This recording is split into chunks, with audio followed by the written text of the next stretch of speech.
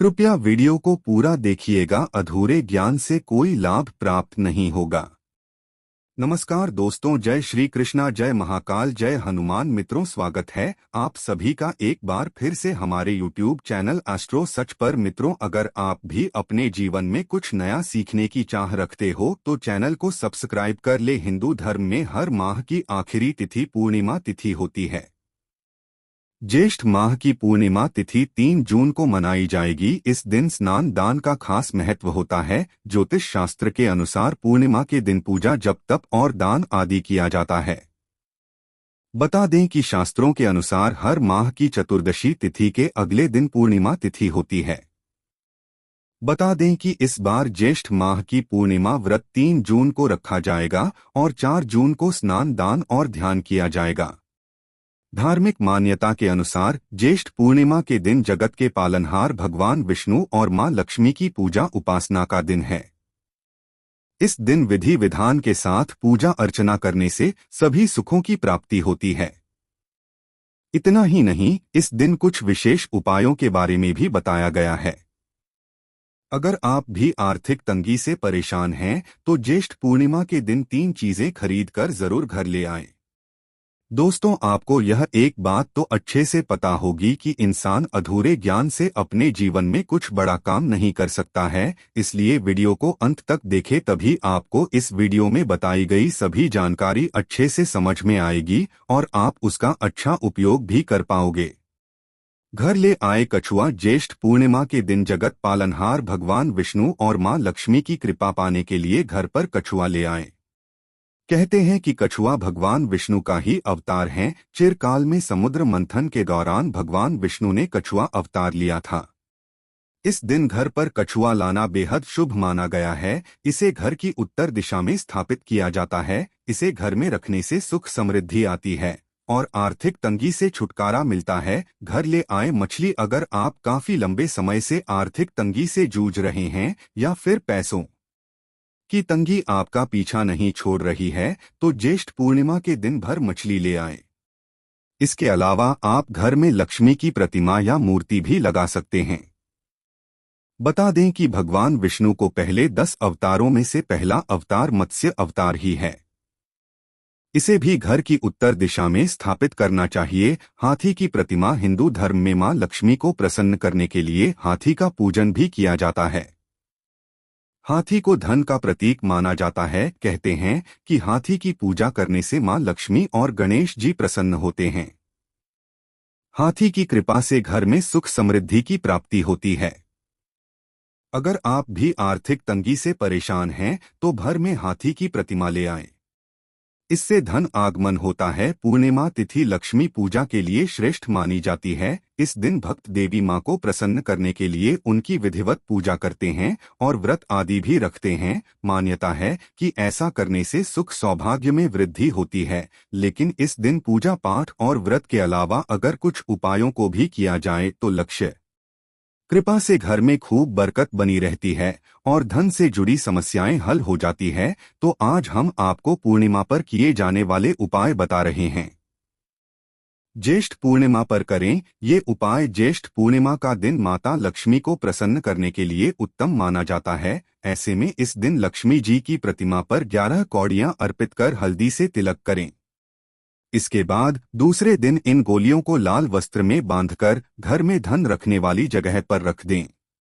मान्यता है कि इस उपाय को करने से लक्ष्मी कृपा बनी रहती है, जिससे घर की आर्थिक स्थिति में सुधार देखने को मिलता है।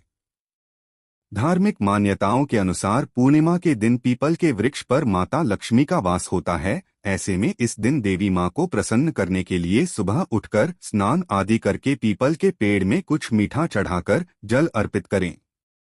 ऐसा करने से धन दौलत में वृद्धि होती है और बरकत भी बनी रहती है। ज्येष्ठ पूर्णिमा का हिंदू धर्म में बहुत महत्व है। इस दिन से श्रद्धालु गंगाजल लेकर अमरनाथ यात्रा के लिए निकलते हैं। हिंदू पंचांग के अनुसार हिंदू कैलेंडर का तीसरा महीना ज्येष्ठ है। इस समय पृथ्वी जबरदस्त गर्म हो जाती है। यही कारण है कि कई नदियां और तालाब सूख जाते हैं या उनका जल स्तर कम हो जाता है। इसी वजह से इस महीने में पानी की आवश्यकता का महत्व और अन्य महीनों की तुलना में 10 गुना बढ़ जाता है। गंगा दशहरा, निर्जला एकादशी आदि त्योहारों को ज्येष्ठ के महीने में मनाया जाता है ताकि यह समझाया जा सके कि पृथ्वी पर जीवन के लिए पानी कितना महत्वपूर्ण है। साहसी स्त्री सावित्री की कहानी ज्येष्ठ पूर्णिमा से जुड़ी है। वह पवित्र और उत्कृष्ट वैवाहिक जीवन का आदर्श उदाहरण प्रस्तुत करती है। किंवदंतियों के अनुसार उन्होंने भगवान यम से अपने पति का जीवन दान मांगा था, जिनकी पहले ही मृत्यु हो गई थी। ज्येष्ठ पूर्णिमा पर बरगद के पेड़ की पूजा करने का महत्व। ज्येष्ठ पूर्णिमा पर महिलाएं सूर्योदय से पहले उठती हैं और पवित्र जल में डुबकी लगाती हैं। वे बरगद के पेड़ की पूजा करती हैं और व्रत शुरू करती हैं। बरगद के पेड़ की पूजा की जाती है क्योंकि वह ब्रह्मा, विष्णु और महेश नाम के 3 भारतीय देवताओं का प्रतीक है। इसके बाद सावित्री की प्रार्थना की जाती है। सावित्री सत्यवान व्रत कथा का पाठ करना आवश्यक है। महिलाएं आभूषणों के साथ शादी का चमकीला जोड़ा पहनती हैं। माथे पर सिंदूर लगाना अति आवश्यक है। चंदन और हल्दी के लेप से बरगद के पेड़ की पूजा की जाती है। प्रसाद के रूप में दालों और फलों के सेवन से व्रत को खोलना चाहिए। ज्येष्ठ पूर्णिमा पूजा व्रत विधान। ज्येष्ठ पूर्णिमा पर स्नान, ध्यान और पुण्य कर्म करने का बहुत महत्व है। वहीं यह दिन उन लड़कों लड़कियों के लिए महत्वपूर्ण है जिनकी शादी में देरी हो रही है। ऐसे लोग यदि इस दिन सफेद वस्त्र धारण कर भगवान शिव की पूजा करें तो उनके रास्ते में आने वाली सभी परेशानियां दूर हो जाती हैं।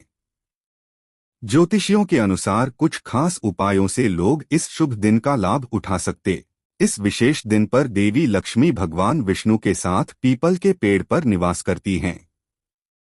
इसलिए यदि कोई व्यक्ति घड़े में पानी, कच्चा दूध और बताशा भरकर पीपल के पेड़ पर चढ़ाता है तो जातक को धन की प्राप्ति होती है और व्यापार में धन लाभ होता है।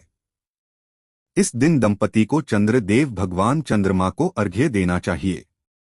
इससे उनके जीवन में आने वाली हर बाधा दूर हो जाती है। यह पति या पत्नी दोनों में से किसी एक द्वारा किया जा सकता है। अगर कोई खोए में 1 चम्मच दूध डाल दें तो उसका भाग्य चमक जाता है। साथ ही किसी जरूरी काम में आने वाली बाधा भी तुरंत दूर हो जाती है। यदि किसी व्यक्ति की जन्म कुंडली में कोई ग्रह दोष मौजूद हो तो पीपल और नीम के पेड़ के नीचे बैठकर विष्णु सहस्त्रनाम या श्रीवास्तव का पाठ करना सबसे अच्छा होगा। ज्येष्ठ पूर्णिमा के दिन 11 कौड़ी चढ़ाएं और देवी लक्ष्मी के चित्र पर हल्दी का तिलक करें।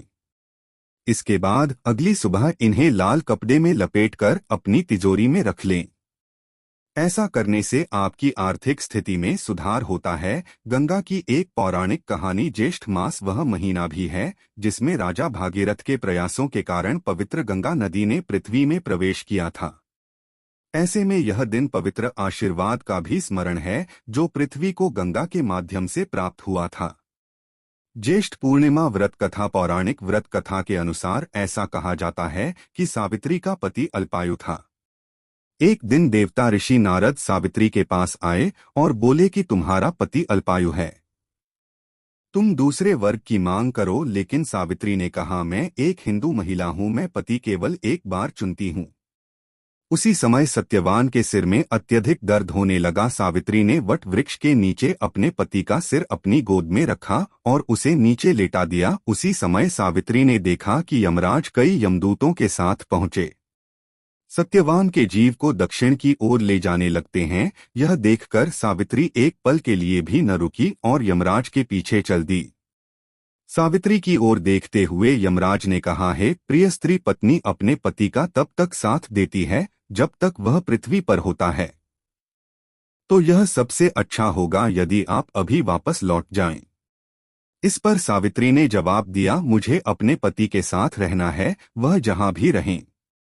यही वह धर्म है जिसका मुझे पत्नी के रूप में पालन करने की जरूरत है। सावित्री के मुंह से यह जवाब सुनकर यमराज बहुत प्रसन्न हुए।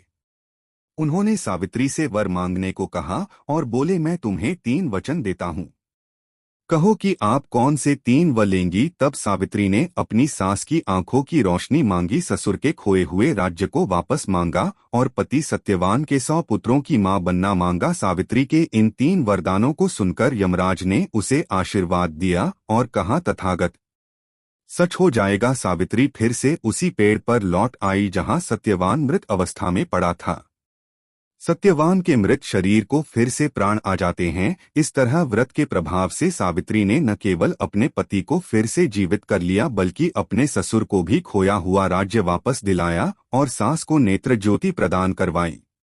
सावित्री अमावस्या के दिन बरगद के पेड़ की पूजा करने और व्रत करने से भाग्यशाली महिलाओं की कामना पूरी होती है।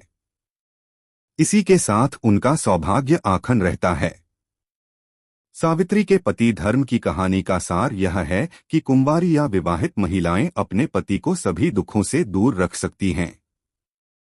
ठीक उसी तरह से जिस तरह सावित्री ने अपनी आस्था की ताकत से अपने पति सत्यवान को यमराज के बंधन से बचाया, इतना ही नहीं बल्कि उन्होंने खोए हुए राज्य और अंधी सास की आंखों की रोशनी भी वापस ला दी, उसी तरह महिलाओं को भी अपने पति को अपना स्वामी मानना चाहिए।